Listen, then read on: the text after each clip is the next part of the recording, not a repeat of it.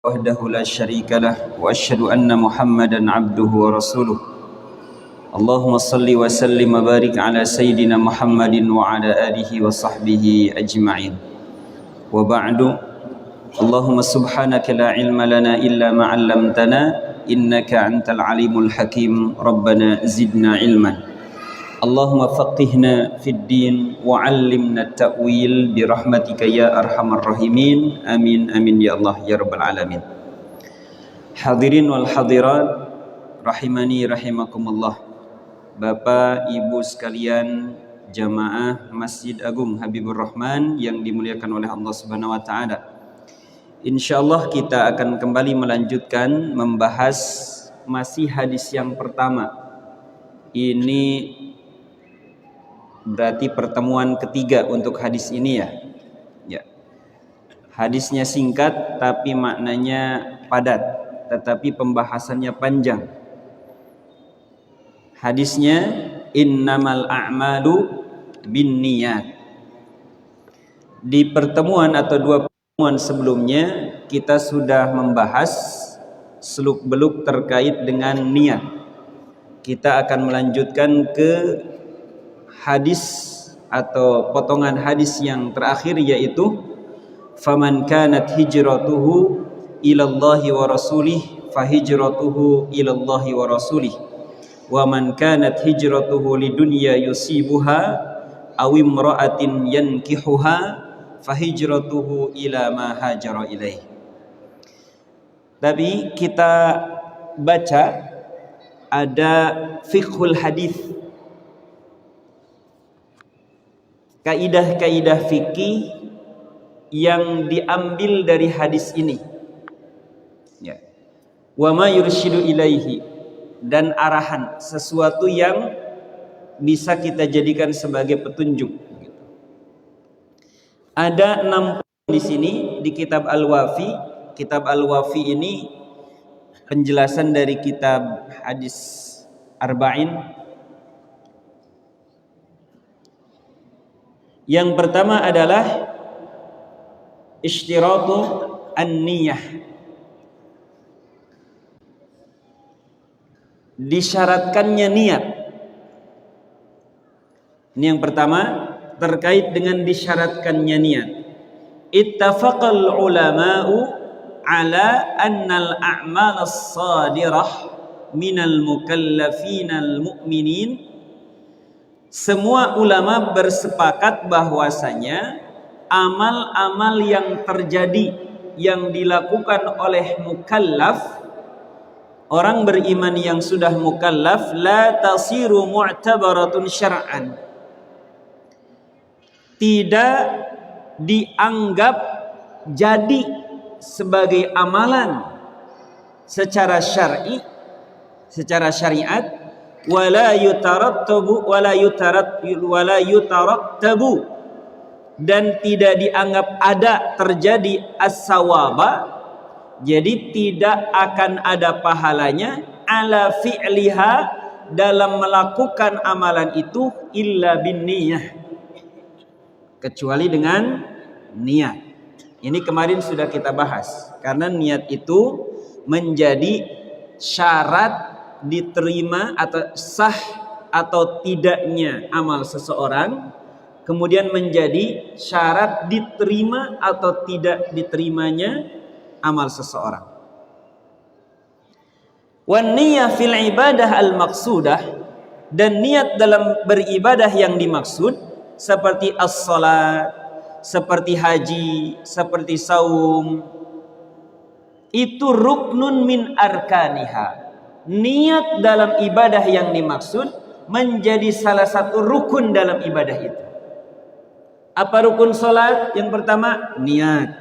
Rukun haji, umroh, niat. Rukun saum, niat. Bagian dari rukun-rukun ibadah tersebut. Makanya fala tasihhu illa biha.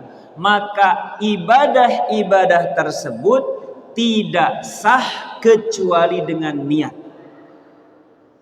Ya, seseorang memakai kain ihram, kemudian mengelilingi Ka'bah.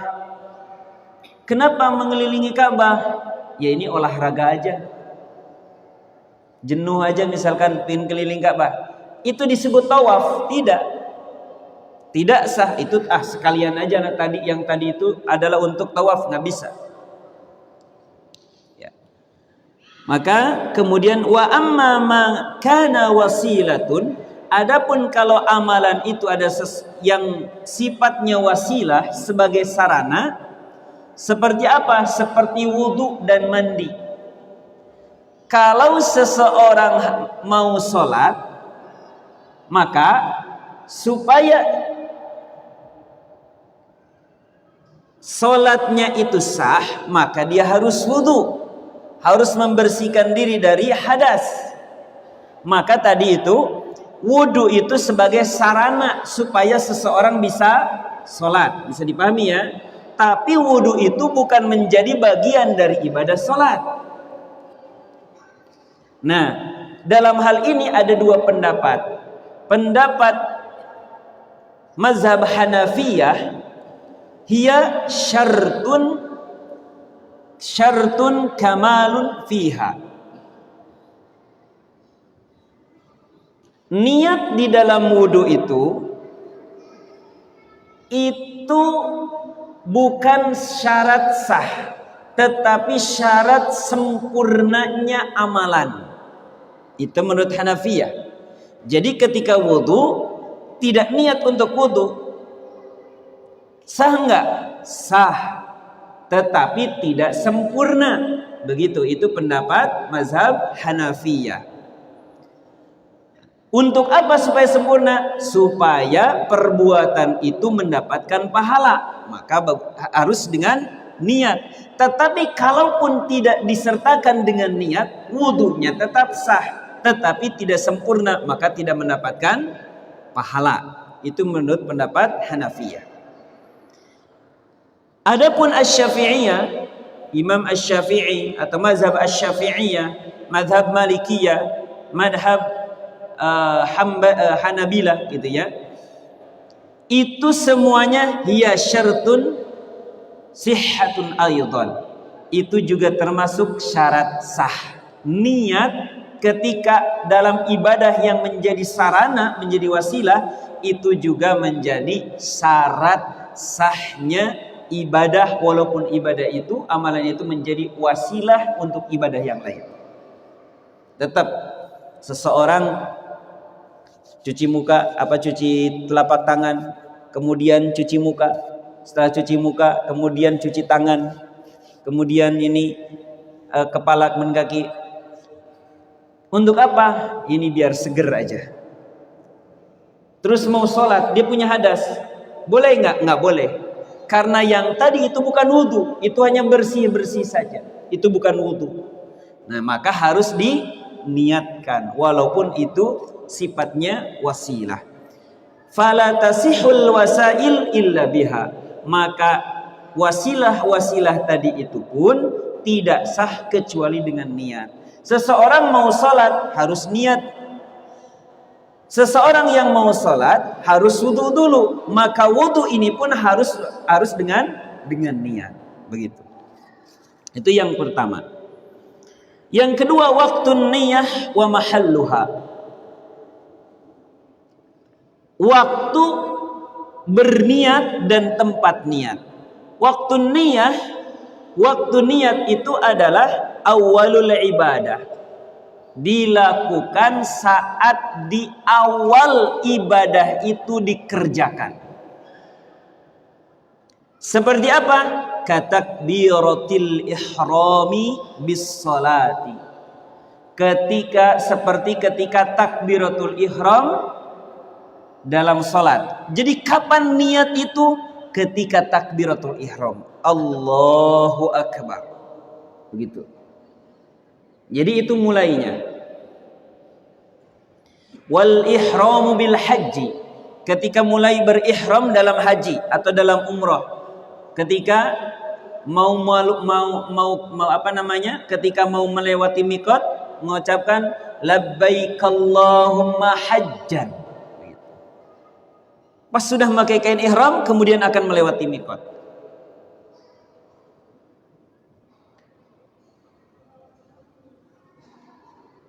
Amma saumu, adapun saum, maka saum itu cukup niatnya qablahu, sebelum dimulainya saum. Kenapa? Li'usri muraqabatil fajr, karena kita kesulitan kapan munculnya fajar itu. Begitu. Maka boleh ya, agak dini harinya lagi sahur. Memang lagi sahur pun memang sahur untuk saum. Ya. Jadi boleh niatnya itu sebelum pelaksanaan saum.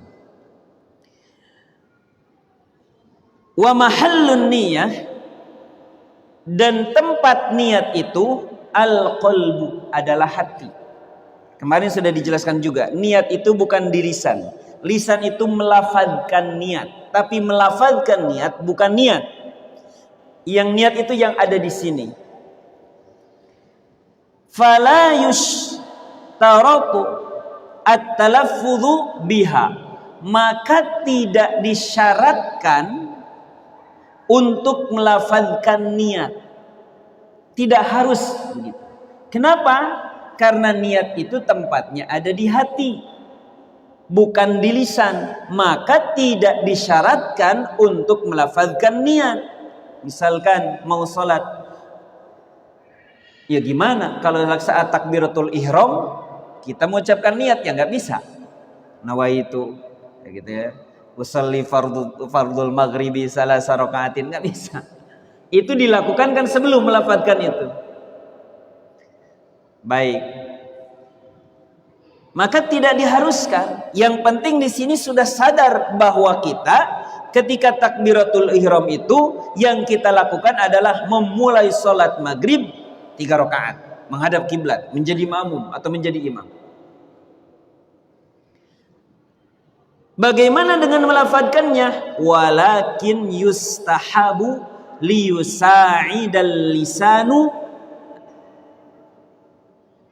al-qalba ala istihdariha. Tetapi melafadzkan niat itu yustahabu, disunnahkan, dianjurkan untuk membantu untuk membantu lisan, liyusa'idal lisan, untuk membantu lisan al-qalb atau liyusa'idal lisanu, supaya lisan ini bisa membantu niat yang ada di dalam hati, dikuatkan supaya tidak ragu.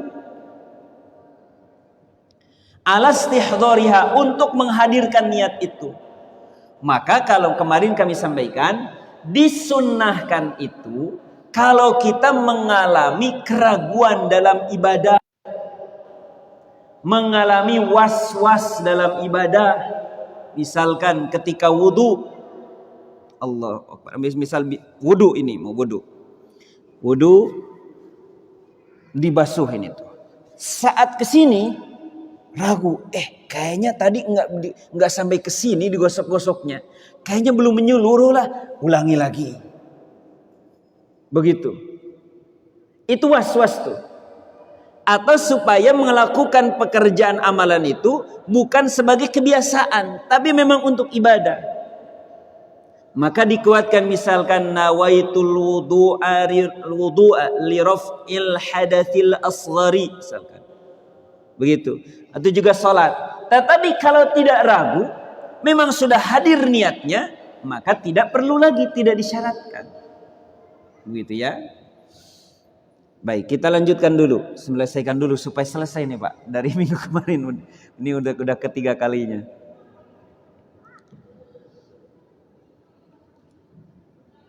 Wa ishtaratu, dan disyaratkan juga fiha, di dalam niat itu, ta'yinul manwi, menjelaskan yang diniatkan,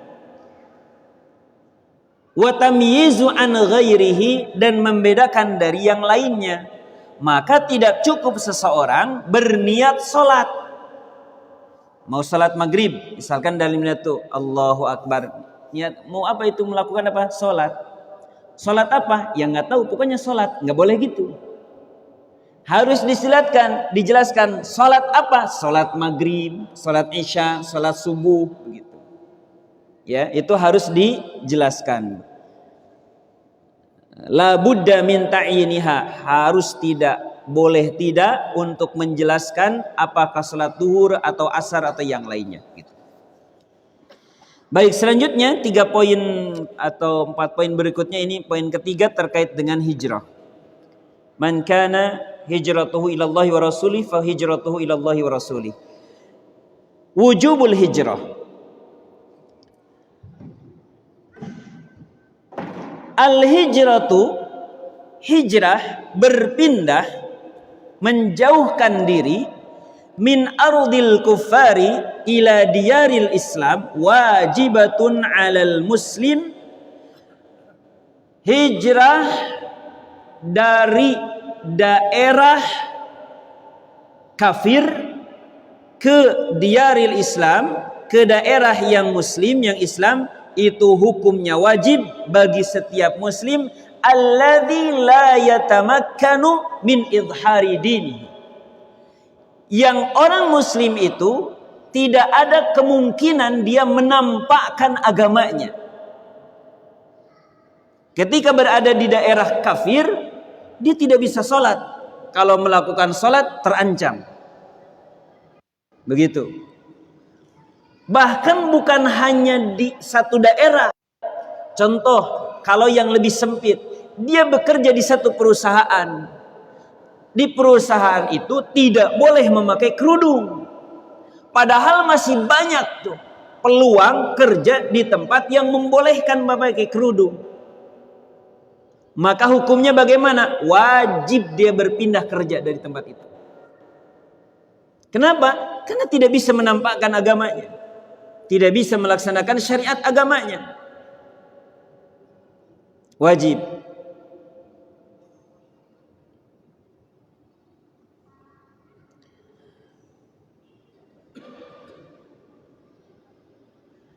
Wa hadzal hukmu baqin wa ghairu muqayyad.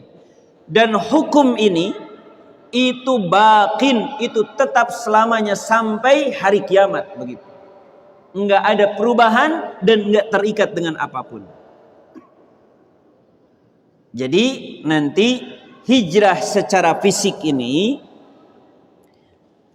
ada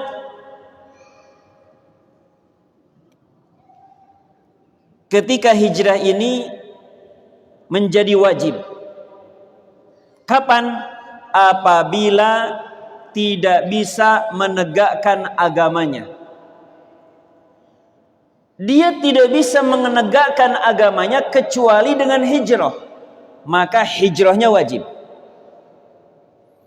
Ada lagi di satu tempat dia bisa menampakkan agamanya, cuman nggak ada dukungan, kadang disindir-sindir, tapi dibiarkan ibadah.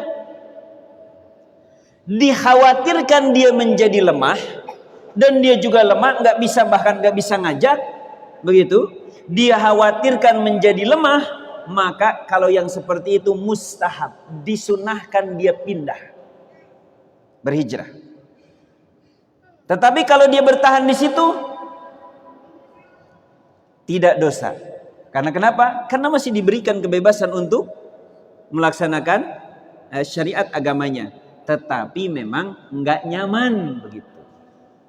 Tidak nyaman. Walaupun tidak bahaya, cuman tidak nyaman. Wa amma khabar, adapun dalam hadis keterangan la hijrata, kata Rasulullah, la hijrata ba'dal fathi. Setelah fathu Makkah itu, Makkah ditaklukkan, maka kata Nabi tidak ada lagi hijrah.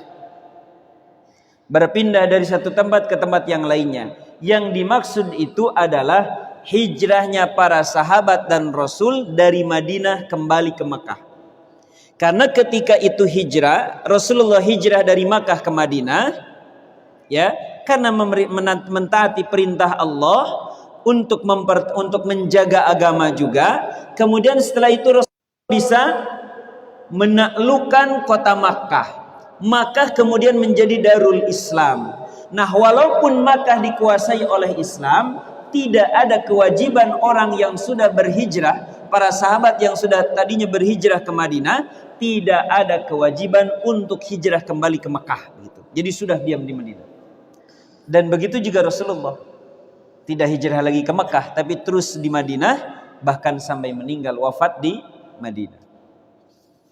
Tetapi kalau seseorang berada di daerah kafir, sekarang misalkan saat ini tidak bisa melaksanakan syariatnya, maka wajib dia pindah ke tempat yang bisa dia melaksanakan syariat Islam.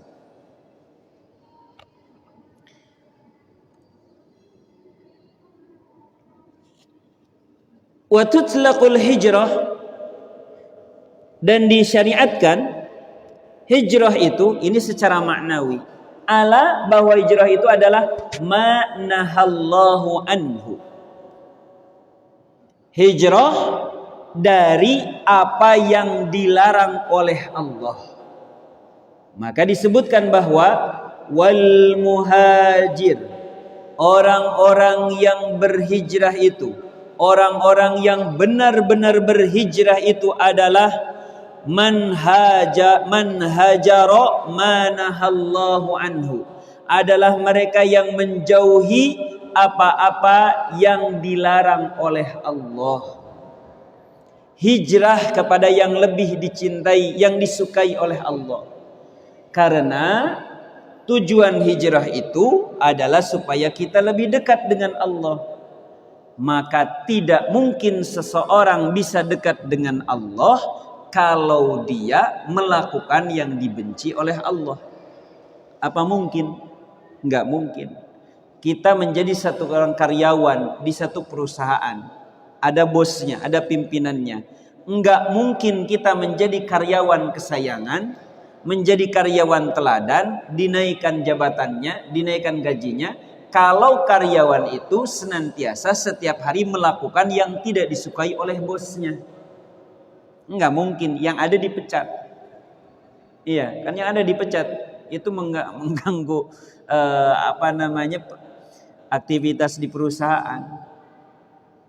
Maka enggak mungkin juga kita bisa mendekati Allah, mendapatkan rahmat berkah ampunan Allah kalau yang dilakukan adalah sesuatu yang dibenci.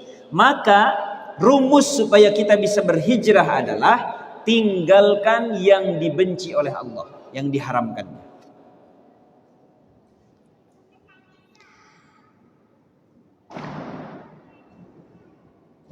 Bahkan di sini termasuk juga disebut hijrah katanya.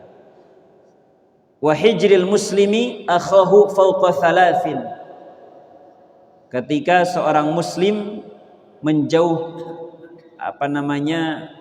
menghindari saudara muslim lainnya di atas 3 hari, itu juga sebut hijrah.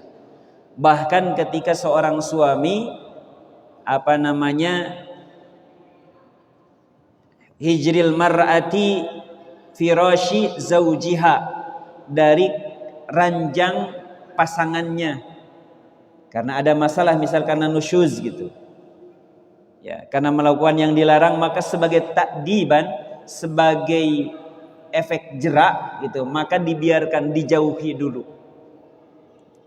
Bahkan di sini juga disebutkan boleh seseorang kita menjauhi menghindarkan diri dari seorang muslim sebagai efek jerak kalau dia itu melakukan kemaksiatan. Bahwa kita nggak suka dengan kemaksiatannya, biarin aja dulu, jangan dianggap dulu, jangan diajak makan-makan lah misalkan, jangan diajak kumpul-kumpul dulu, biarkan selama beberapa hari. Nanti kan dia nanya, kenapa kalian nggak mau lagi kumpul sama saya? Terus terang gitu ya, saya nggak suka kalau kamu mabuk-mabukan, judi seperti itu. Kalau mau gabung sama kita, bisa nggak tinggalkan judi? Oh ya udahlah. Itu nggak apa-apa, sebagai efek jerak begitu.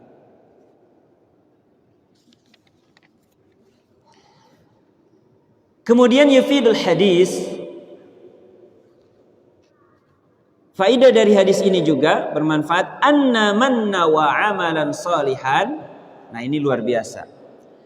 Siapa saja yang sudah berniat untuk melakukan amal soleh, famana'ahu minal qiyami bihi, kemudian ada sesuatu uzrun qahirun, ada satu uzur yang memaksa dia sehingga tidak bisa mengerjakan amal soleh tadi.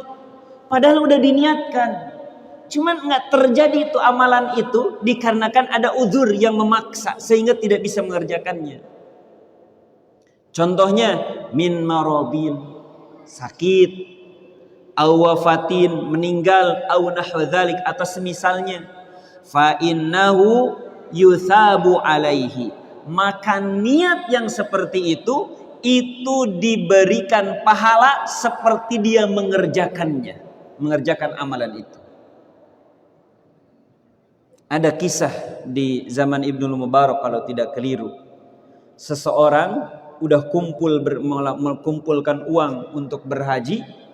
Pas mau berangkat haji, ada tetangganya yang udah nggak makan berhari-hari. Maka semuanya ongkos hajinya diberikan ke orang itu untuk membantu orang-orang itu. Nggak jadi hajinya. Udah niat, udah mau berangkat, udah mau bayar, tapi nggak bisa ini. Ini saya dosa kalau membiarkan itu. Maka dikeluarkan ongkos hajinya, nggak jadi hajinya. Bermimpilah ke orang yang berhaji itu bahwa tidak ada yang diterima hajinya tahun ini kecuali satu orang, dan itu Fulan bin Fulan tinggal di sana. Melalui mimpi seseorang, dicari orang itu ternyata, padahal nggak jadi hajinya. Cuman bukan udahlah kayaknya beliin mobil enggak gitu ya. Ini karena tadi udhrun qahirun, satu udhur yang memang memaksa, nggak bisa. Contoh Pak, kita sudah biasa berjamaah datang ke masjid. Suatu ketika kita berat nih, kepala berat, demam, nggak bisa ke masjid. Maka walaupun kita sholat di rumah, tetap pahalanya mendapatkan sholat berjamaah. Karena kebiasaan dan niat yang tadi. Bahkan kata Syekh Ustadz Adi Hidayat kalau nggak keliru, dalam menghafal Al-Quran misalkan, seseorang menghafal Al-Quran, mulai dari ayat pertama, kedua, terus niatnya memang terus istiqomah, 1 tahun 1 juz, terus ternyata katakanlah baru 1 tahun udah meninggal, dan sudah dibuktikan dengan keistiqomahannya, niatnya sampai selesai, keburu wafat, dicatat hafiz Quran. Kenapa? Karena kalau Allah berikan waktu usia yang panjang dengan keistiqomahannya tersebut, pasti bisa kecapai. Karena ada niat. Ya. Termasuk niat berhaji, harus ada niat. Setidaknya umroh begitu. Maka bahasanya itu man istata'a ilaihi sabila, walillahi 'alan nasi hajjul bait man istata'a ilaihi sabila. Siapa saja yang mampu, bukan hanya itu saja artinya yang mampu, tetapi ada alif sin dan ta di awalnya, istata'a, menunjukkan semua orang harus berusaha. Jadi nanti ketika ditanya, udah haji belum? Belum. Kenapa? Nggak mampu. Udah berusaha? Udah. Tapi tapi kok nggak ada usahanya, misalnya nabung enggak, daftar enggak. Tapi itu kebeli itu misalkan barang-barang seperti ini itu. Tapi kalau kita sudah berniat, kemudian sudah berusaha, sehari mampunya 5.000,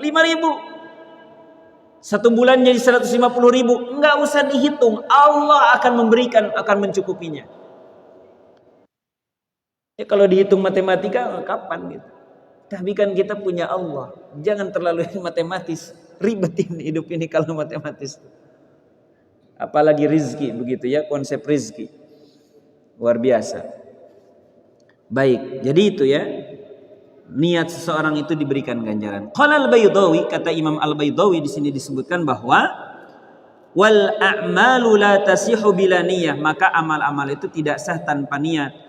Karena niat itu bila amalin yuthabu alaiha, karena niat itu Kalau hanya ada niat, kemudian nggak kesampaian amalnya, tapi niatnya sudah memang benar-benar akan melakukan, cuman tercegah oleh satu uzur, maka tetap mendapatkan sawab, mendapatkan pahala.